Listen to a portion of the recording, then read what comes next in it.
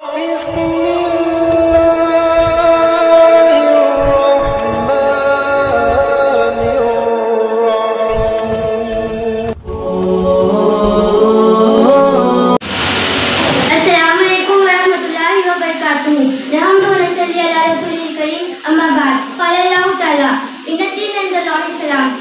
کی فطرت میں قدرت نے لچک دی ہے، اسلام کی فطرت میں قدرت نے لچک دی ہے، اتنا ہی ابھرے گا جتنا کے دباؤ گے۔ محترم حاضرین، ابھی میں نے آپ کے سامنے قرآن پاک کی ایک آیت پڑھی اور اس کی ترجمانی کرتے ہوئے ایک شعر بھی پڑھا، جس سے آپ سمجھ گئے ہوں گے کہ اس وقت میں آپ کے سامنے مذہب اسلام کے موضوع پر کچھ کہنے کی ہمت کر رہی ہوں۔ محترم سامعین، اس سے پہلے کہ میں قرآن اور حدیث کی روشنی میں مذہب اسلام کی حقانیت اور اس کی صداقت کو ثابت کروں، میں آپ سب کو یہ بتا دینا ضروری سمجھتی ہوں کہ کوئی مانے یا نہ مانے، لیکن زمانہ اس حقیقت کو مانتا ہے اور جانتا ہے کہ اس آسمان کے نیچے اور اس زمین کے اوپر سب سے سچا مذہب میرا اور آپ کا مذہب اسلام ہے، اور یہی دین فطرت ہے۔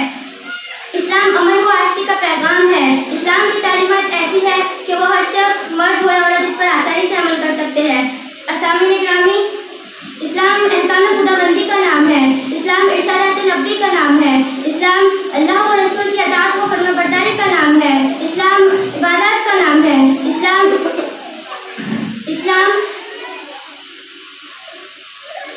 اللہ و رسول کی اطاعت و فرما برداری کا نام ہے، اسلام نام ہے، نماز پڑھنا اسلام ہے، روزہ رکھنا اسلام ہے، زکوٰۃ دینا اسلام ہے، عقیقہ قربانی اسلام ہے، ذکر و تسبیح کا نام اسلام ہے، حج و عمرہ اسلام ہے، اسلام نام ہے شریعت نبی صلی اللہ علیہ وسلم کا، اسلام نام ہے طریقہ نبی صلی اللہ علیہ وسلم کا، اسلام نام ہے دین مصطفیٰ صلی اللہ علیہ وسلم کا، اسلام نام ہے اسوہ محمد صلی اللہ علیہ وسلم کا۔ محترم حضرات، کلمہ طیبہ اسلام میں داخل ہونے کا مین دروازہ ہے۔ اگر کوئی شخص کفر سے اسلام اور شرک سے توحید میں داخل ہونا چاہتا ہے، اگر وہ یہ کلمہ سچے دل سے پڑھ لے تو وہ مسلمان ہو جائے گا۔ اور اس مبارک کلمے کے دو حصے ہیں، ایک پہلا حصہ لا الہ الا اللہ اور ایک دوسرا حصہ محمد رسول اللہ۔ سامعین گرامی،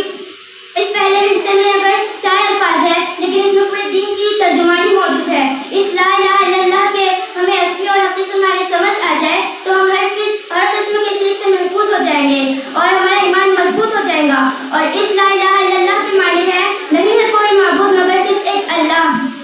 محترم حضرات، اسلام احکام خدا محترم حضرات، مساجد اسلام کے مراکز ہے، مدارس اسلام کے پاور ہاؤس ہے، خانقاہ اسلام کے قلعے ہے، بزرگ